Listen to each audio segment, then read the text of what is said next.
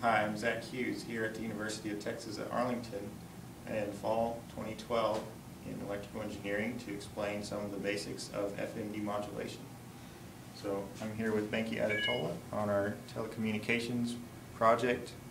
We are building a phase lock loop in order to detect the original signal that was transmitted from the FM transmitter. So I'll explain the basics of a phase lock loop and how we're implementing it for our project. A phase lock loop consists of a voltage controlled oscillator, a phase comparator, and a low pass filter in order to drive the VCO. And we take the output of the message signal from the low pass filter. So first, let me show you the waveform of the voltage controlled oscillator. It's a square wave at around 10.7 megahertz, which is the central frequency of the circuit we're building. This is called the intermediate frequency of the FM detector. This VCO is pretty stable. Next it goes into the phase comparator with another 10.7 megahertz square wave.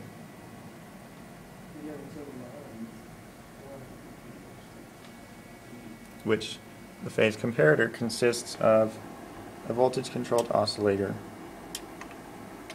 that consists of an exclusive OR gate which compares the time that both signals are either off or on simultaneously.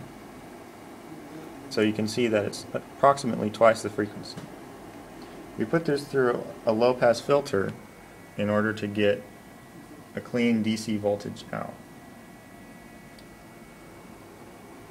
So the DC voltage looks something like this, with minimal AC ripple.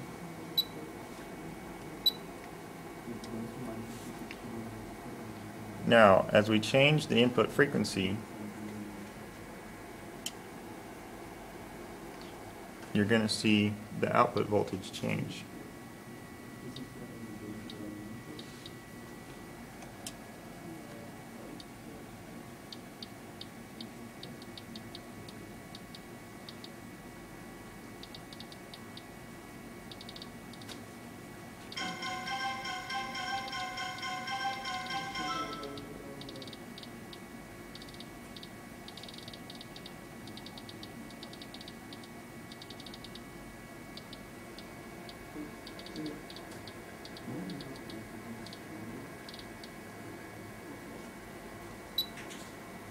So this is the maximum deviation from the center frequency that the FM signal will experience, and you can see the output voltage of the RC low-pass filter has shifted.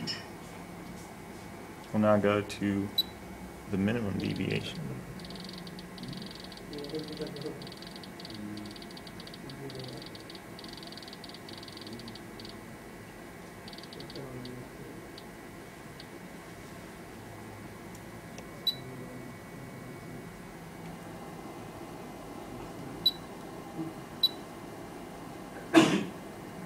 So if we were to put an FM signal in here, it would fluctuate between these two voltages. Obviously this needs to be amplified, but at least we're detecting changes in the frequency of the received signal now.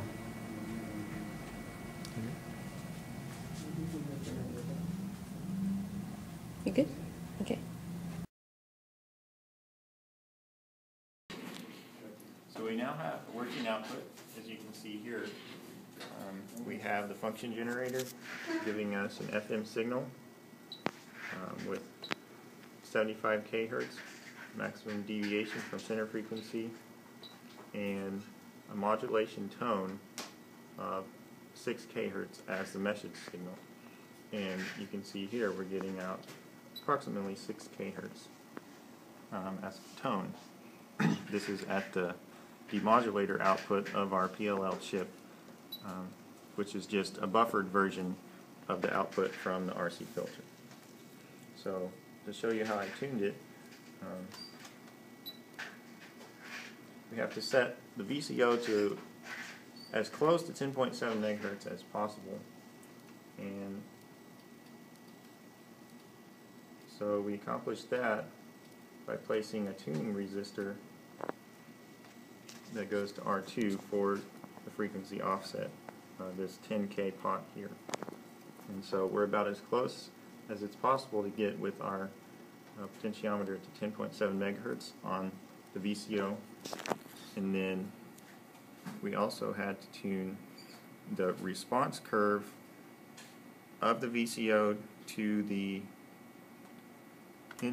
voltage input of the VCO. And we have a second potentiometer here going to R1, which controls the transfer function of the VCO from voltage to frequency.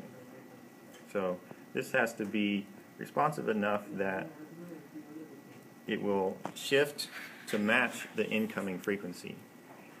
So if it doesn't match the incoming frequency, there will be a continued phase shift which will not respond to future variations in frequency. And so now you can see a sine wave on our output due to the tuning from our potentiometer on R1. And if we go back to our output,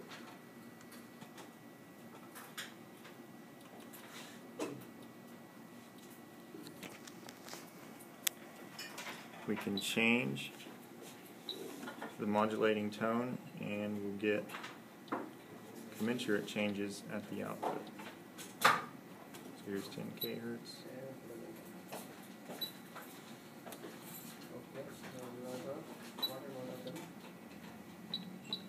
We go down and the output tone also goes down.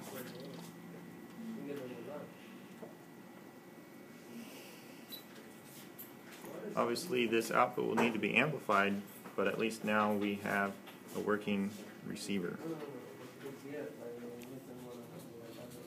Fine.